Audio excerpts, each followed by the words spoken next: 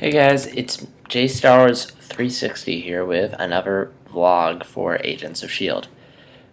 We have Seeds today. We finally get to learn Sky's backstory. Well, sort of.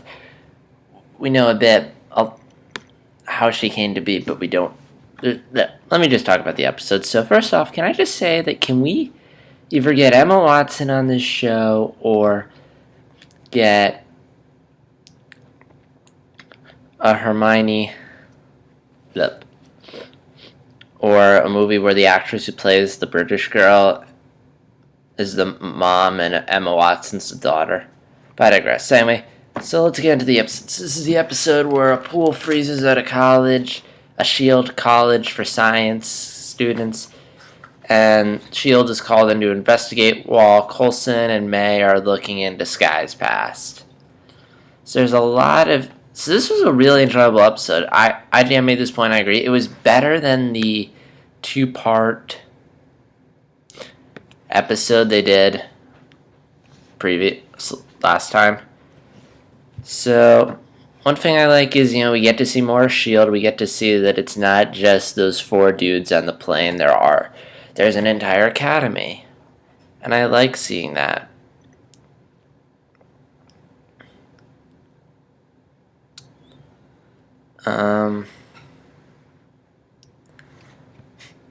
I enjoyed really like what's happened to Coulson. How it's not like they glossed over what happened last time. Like Coulson's still traumatized by him being dead or Sheild lying to him. And there's a great message about, is it better to lie or be honest?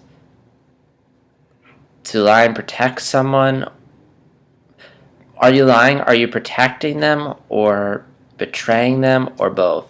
And I like the message of how Coulson feels betrayed when he learned Sheild had lied to him. Whereas Sky, when she learns what happened, she's happy because she's like, wow, Sheild kept all this from me to protect me.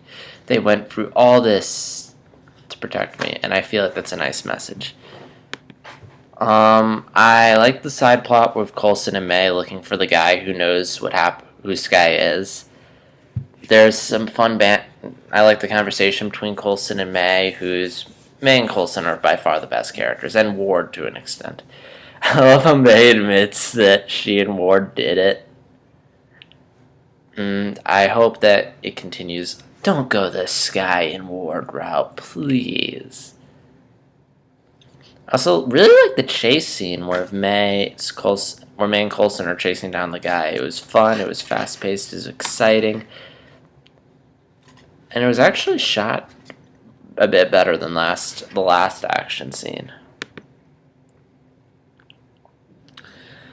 The reveal about who is behind the freezing, I kind of guessed it. I mean, I figured it was a kind of cliche thing where the victims are the villains, and yeah. But it was still cool nonetheless. I didn't care much for... I liked the Agent Weaver. I thought she was good. I didn't care much for... I just blanked out. I didn't care much for the Seth character, the friend of the villain. No, not Seth. Seth, the guy who dies. I mean, it was still depressing. It was still a dramatic moment when, the storm's going and everything. But, again, I did not care for Seth. He wasn't developed enough. Although I am happy that he just agreed to turn off the machine. He wasn't stubborn. Like, no, we need to do this. We need to impress the boss. But, yeah. So there's a dramatic moment where Coulson's telling Sky her backstory, and I don't really care for Sky much. IGN put it this way, we talk about Coulson talks so much about how great Sky is, yet we don't see any of that. We're told it, and I agree. I just don't really care for most of these characters. So Sky is a 084, which... I don't know what that means. Is she a superhero? Is she a mutant? Is she an alien? I don't know. They never explained what they mean by her being a 084, but that's what she is. And I like how that 084 thing came back. That was kind of cool.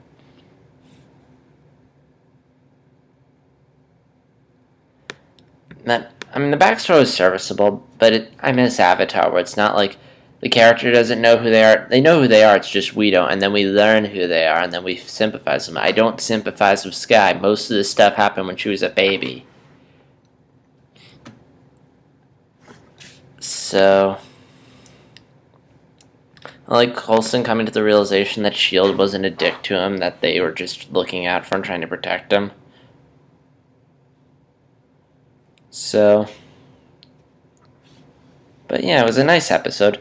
So looks like they're bringing in a comic book character, a lesser known one. I forget what his name is, but it's the Donnie character. He has ice powers now, which is apparently a character from the comics. They changed his origin around, but I think a lot of that had to do with just it wouldn't work given the way they've built their universe. So, and I'm guessing comic book geeks are kind of cool that they put him in there. I mean, they probably figured out who he was as soon as he said his name was Donnie. But most people probably didn't, because most people aren't diehard geeks, so they don't know this stuff, and they have to look it up on Wikipedia after it's over. And I'm trying to remember what else I was going to say. But it was kind of cool how they're bringing in Marvel stuff, and they aren't just pulling stuff out of their hat. Not pulling stuff out of thin air. And I hope they do more of that. And, oh yeah, in case you haven't heard, the hot chick from Thor that Thor kind of has a thing for. Not Natalie Portman. She's going to be in an episode of Agents of Sheild, so that's cool. Also, it's kind of cool that the clairvoyant's behind everything, so he has a new henchman. So yeah, this was a really enjoyable episode by Agents of Sheild standards. Still not a great show, but it's good, and I hope it continues to get better. This is JStars360 signing out.